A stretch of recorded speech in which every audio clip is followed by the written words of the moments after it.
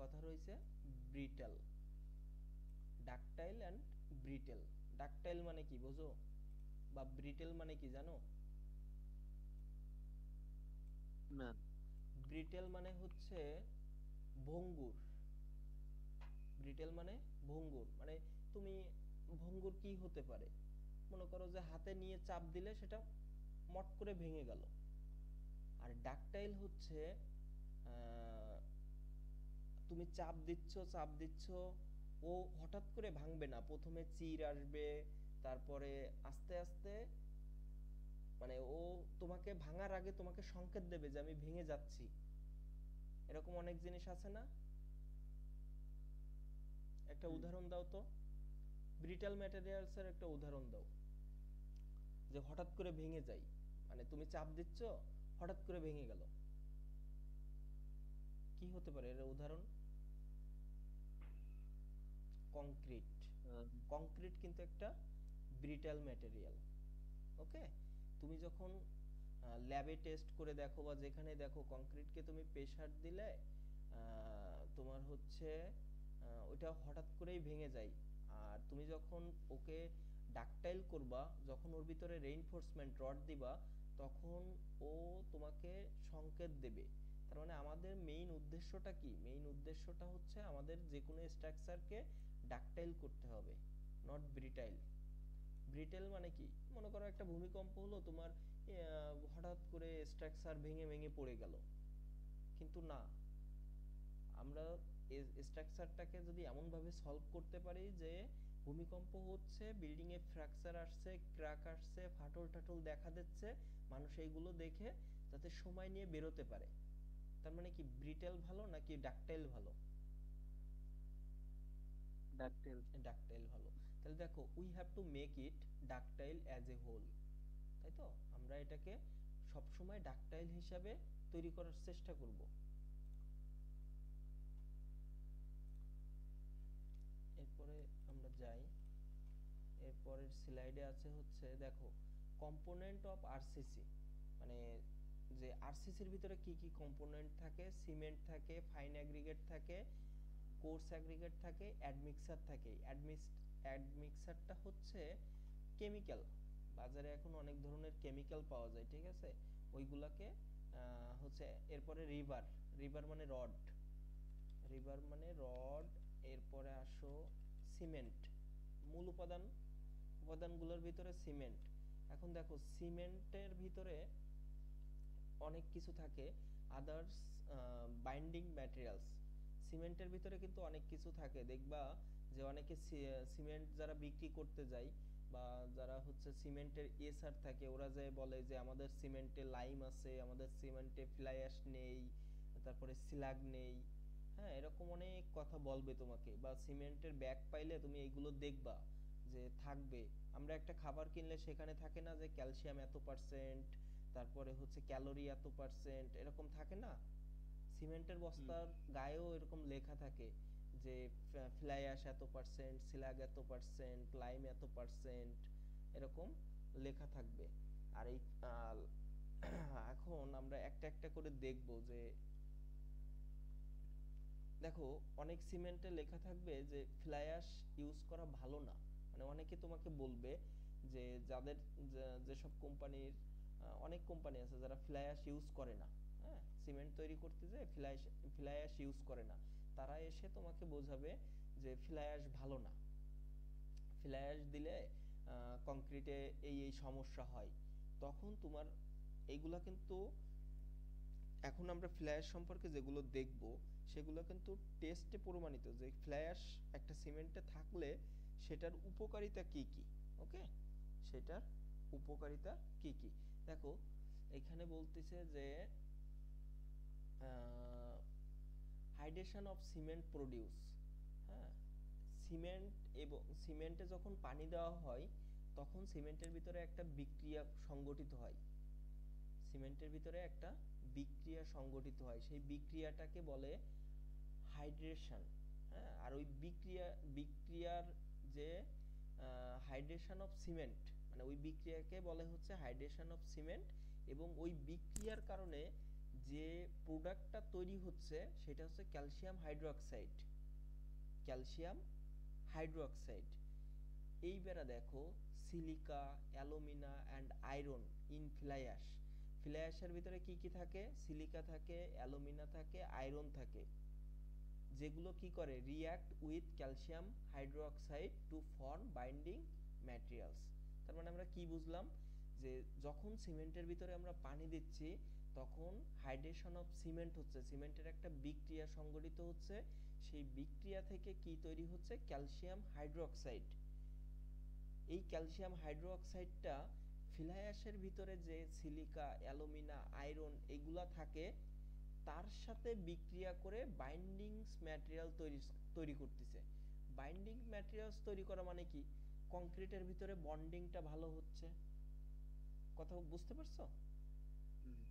ওকে, তাহলে আমরা নেক্সট দেখি। এবারে দেখো effect of fly ash in concrete. মানে ফ্লাই অ্যাশ যদি থাকে সিমেন্টে তাহলে সেটা কংক্রিটে যাবে, তাহলে কংক্রিটের ভিতরে যখন ফ্লাই অ্যাশটা থাকবে তখন কি কি সুবিধা, কি কি প্রভাব ফেলবে, ঠিক আছে? ওয়ার্কেবিলিটি, ওয়ার্কেবিলিটি ইনক্রিজ, ওয়াটার ডিমান্ড রিডিউস। তার মানে কি? এটা বুঝতে হবে যে আগে একটা কথা বলি, কংক্রিটে দেখবা গ্রাম অঞ্চলে যেটা করে সেটা হচ্ছে অনেক পাতলা মশলা তৈরি করে, মানে এই জায়গায় ঢেলে দিলে মনে করো যে 4-5 ফিট 10 ফিট দূরে চলে যায়, যে কংক্রিটটা গ্রামে টেরামে তৈরি করে, তাই না? হ্যালো, হ্যাঁ। দেখছো কখনো গ্রামে টেরামে ঢালাই ঢালাই দেখছো?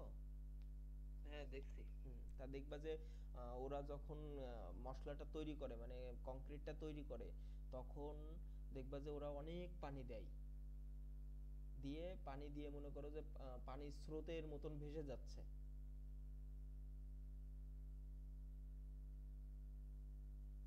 হ্যালো, হ্যাঁ স্যার। হ্যাঁ, দেখছো না? এটা দেখছো কিনা? হ্যাঁ, এই যে আমাদের এই, বাড়ির পাশে ব্লক ব্লক তৈরি করছে দেখছি। না, আমি ওইটার কথা বলতেছি না, আমি ব্লক, ব্লকের যদি তৈরি করার কাজ হয় তাহলে তো অবশ্যই সেখানে ইঞ্জিনিয়ারিং ফর্মুলা ইউজ হয়েছে, কিন্তু আমি বলতেছি গ্রামের যেসব রাফ কাজ হয় ওরা কংক্রিট কি রকম তৈরি করে, একেবারে পানির মতো না, ঠিক আছে? কিন্তু কংক্রিটের মূলত তুমি কংক্রিটে যত পানি কম দিবা কংক্রিটের স্ট্রেংথ, কংক্রিটের শক্তি তত হবে। কিন্তু তুমি এমন একেবারে কংক্রিট যদি তুমি হচ্ছে চিড়িয়ার মতন এরকম ঝুরা ঝুরা বানাও তাহলে তো ওইটা আবার তুমি কি করতে পারবে না, ওইটার ওয়ার্কেবিলিটি থাকবে না, ফ্লোয়াবিলিটি থাকবে না, ওইটায় হানি কম বাড়বে। কংক্রিট ঢালাই দিছো, এখানে ফাঁকা ওখানে ফাঁকা থাকবে, তাইলে তো আবার স্ট্রেংথ হবে না। তার মানে কি?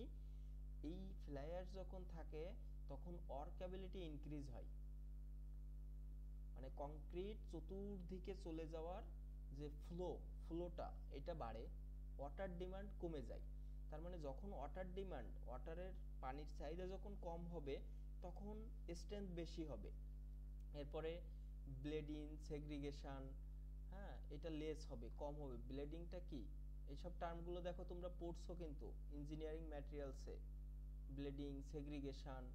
ব্লেডিংটা হচ্ছে পানি উঠে আসা, কংক্রিটের থেকে পানি বের হয়ে যাওয়া, আর সেগ্রিগেশন হচ্ছে খোয়া, মানে তোমার হচ্ছে খোয়া বা স্টোন পাথর এগুলো আলাদা হয়ে যাওয়া। তোমার মানে কংক্রিটের ফাইন এগ্রিগেট থেকে কোর্স অ্যাগ্রিগেট আলাদা হয়ে যাবে, ইয়া গুলো আলাদা হয়ে যায়। কোর্স অ্যাগ্রিগেট গুলো আলাদা হয়ে যাবে।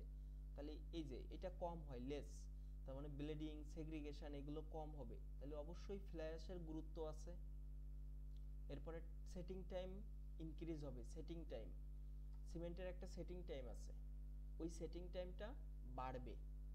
হ্যাঁ, হিট অফ হাইড্রেশন রিডিউস হবে।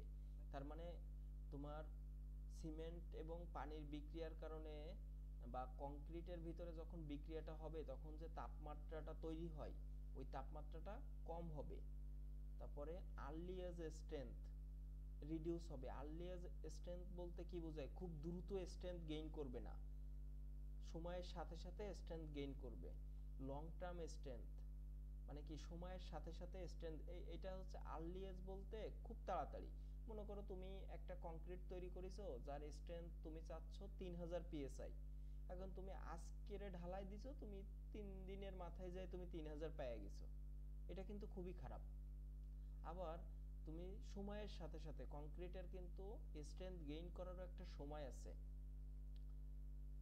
28 দিনে দেখা, এই পর্যন্ত যত টেস্ট হয়েছে তত দেখা গেছে 28 দিনে কংক্রিট তার 90 থেকে 95 থেকে 99% স্ট্রেংথ গেইন করে নেয় মাত্র 28 দিনে। আর বাকি যে 1% থাকে ওইটা সে সময়ের যত সময় যায় তত গেইন করতে থাকে। এরপরে যখন তার হচ্ছে একটা টাইম যায়, তো মানে একটা টাইম পরে ও তো এমনি দুর্বল হতে থাকবে, তখন দেখা যায় যে কমতে থাকে। এরপরে এরকম অনেক কিছু আছে। এরপরে ক্লোরাইড রেজিস্ট্যান্স।